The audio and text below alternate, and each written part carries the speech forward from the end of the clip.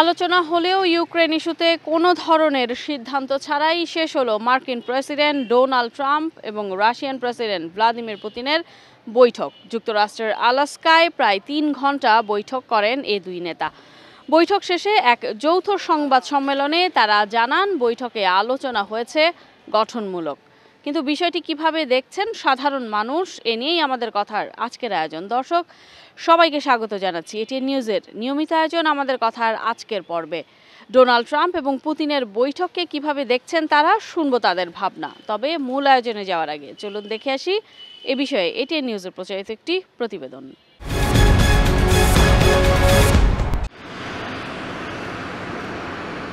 ৩.৫ বছর ধরে চলা রাশিয়া ইউক্রেন যুদ্ধ বন্ধই ছিল ট্রাম্প পুতিন বৈঠকের প্রধান লক্ষ্য। তাই তো সারা বিশ্বের নজর ছিল যুক্তরাষ্ট্রের আলাস্কা অঙ্গরাজ্যের অ্যাঙ্করেজে অবস্থিত সামরিক ঘাঁটিতে অনুষ্ঠিত গুরুত্বপূর্ণ এই বৈঠকের দিকে।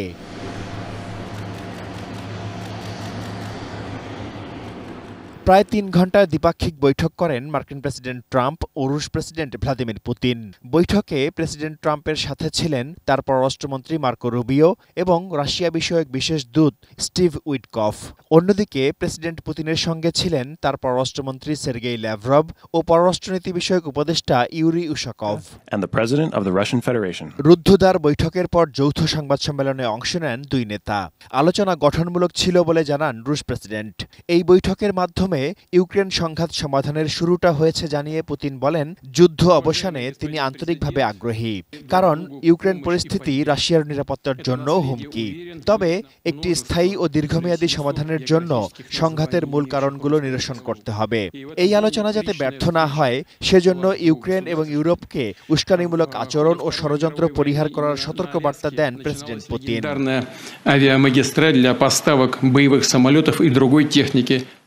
সংবাদ সম্মেলনে দেয়া বক্তব্যে মার্কিন প্রেসিডেন্ট ট্রাম্প জানান তাদের আলোচনা ফলপ্রসূ হয়েছে। কিছু বাদে বেশিরভাগ বিষয়ে একমত হয়েছেন তারা, তবে চুক্তি করার মতো এখনো কিছু হয়নি।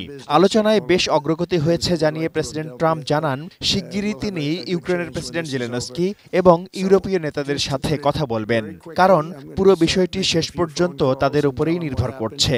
But we had an extremely productive meeting and many points were agreed to. There are just a very few that are left. Some are not that significant. One is probably the most significant, but we have a very good chance of getting there. We didn't get there, but we have a very good chance of getting there. ঐতিহাসিক এই বৈঠকে কোনো সমাধান না এলেও যুদ্ধ বন্ধের আশার আলো দেখা দিয়েছে। সংবাদ সম্মেলনের শেষ দিকে ট্রাম্প আবার সাক্ষাতের আগ্রহের কথা জানালে প্রেসিডেন্ট পুতিন বলেন, পরের বার দেখা হবে মস্কোতে। Again, Mr. President, I'd like to thank you very much, and we'll speak to you very soon and probably see you again very soon. Thank you very much, Vladimir. Next time in Moscow. Shaon Mahfuz, desk report, ATN news. এতক্ষণ দেখছিলেন আমাদের কথার আজকের বিষয় নিয়ে ATN নিউজে প্রচারিত প্রতিবেদনটি। চলুন এবার চলে যাই মূল আয়োজনে, দেখে আসি এই বিষয়ে কি বলছেন সাধারণ মানুষ।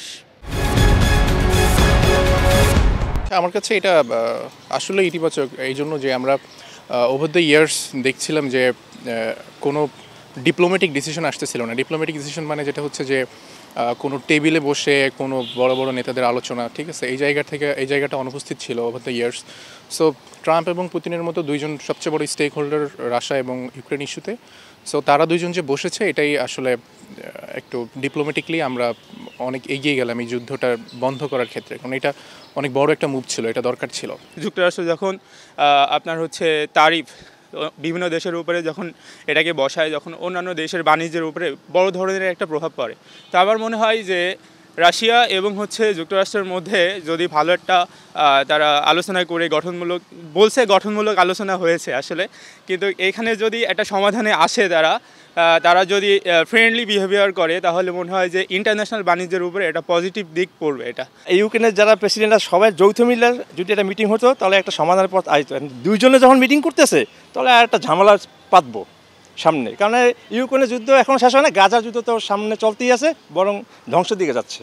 ইউক্রেন যুদ্ধের কারণে কিন্তু পুরো বিশ্বের অর্থনীতিতে একটা ধস নেমে গেছে বলতে গেলে।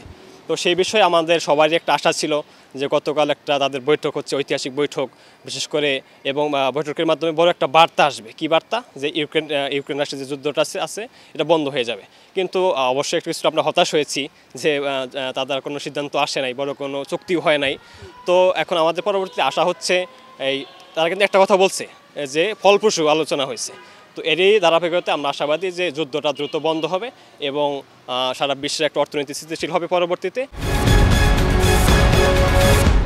দুই ক্ষমতাধর রাষ্ট্রের প্রেসিডেন্ট, আমেরিকার প্রেসিডেন্ট ডোনাল্ড ট্রাম্প এবং রাশিয়ার প্রেসিডেন্ট ভ্লাদিমির পুতিনের মধ্যে এক বৈঠক অনুষ্ঠিত হয়েছে।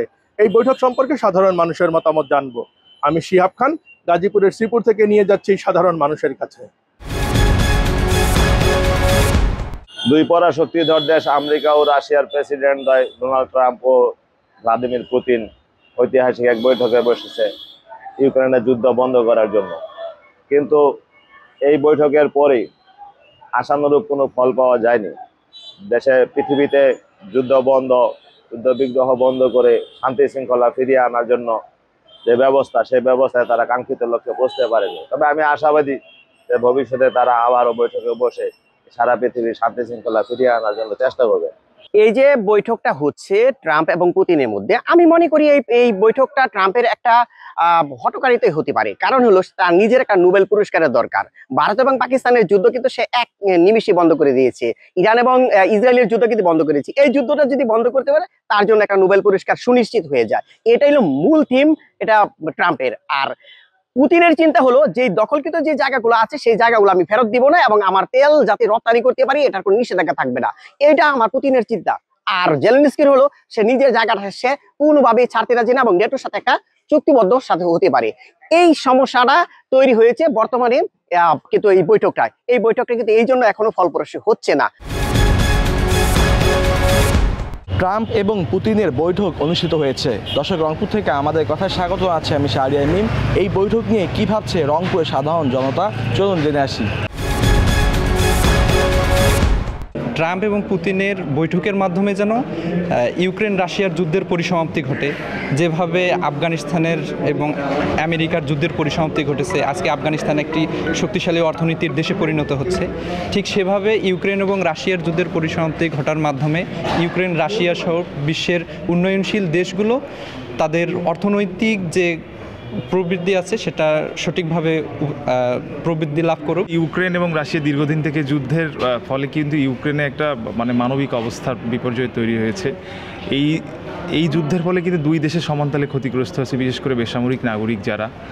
তো এই যুদ্ধবন্ধে আজকে ট্রাম্প এবং পুতিনের যে বৈঠকটি ইতিমধ্যে হয়েছে এবং বৈঠকের তারা একটি বিষয় নাকি কোনো সিদ্ধান্ত আসতে পারেনি। তবে আমি মনে করি যে বিশ্ব মোড়ল যারা আছে, বিশ্বের যে বড় বড় দেশগুলো আছে, যারা সাধারণ মানুষের উপর ছড়ি ঘুরে এই যে যুদ্ধ চালায় বিভিন্ন দেশে, তাদের আসলেই যুদ্ধ বন্ধ করা দরকার। যুদ্ধাবস্থা কোনো দেশেরই জন্য কাম্য নয়। পৃথিবীর যারা মোড়ল আছে তারা যেন এই বাংলাদেশ সহ পৃথিবীর যে কোনো দেশের সাথে যে কোনো দেশের যে যুদ্ধ সেটি যেন না হয়, এবং এই মর্মে এই উদ্দেশ্যে পৃথিবীর যারা মোড়ল রয়েছে তারা খুব দ্রুত অতি শীঘ্রই ইউক্রেন রাশিয়া বা অন্যান্য যে দেশের সাথে যে যুদ্ধাবস্থা নিরসনে কাজ করে, এটাই আহ্বান থাকবে।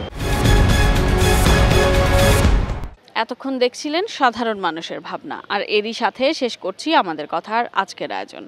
দেখা হবে অন্য কোনো দিন অন্য কোনো গুরুত্বপূর্ণ বিষয় নিয়ে সাধারণ মানুষের মতামত তুলে ধরার চেষ্টা করব আপনাদের সামনে। সে পর্যন্ত এতক্ষণ যারা সঙ্গে ছিলেন তাদের সবাইকে ধন্যবাদ জানিয়ে আজকের মতো আপনাদের কাছ থেকে বিদায় চেয়ে নিচ্ছি। আমি সাদিয়া ন্যান্সি। সবাই ভালো থাকুন, সুস্থ থাকুন, চোখ রাখুন এটিএন নিউজের পর্দায়।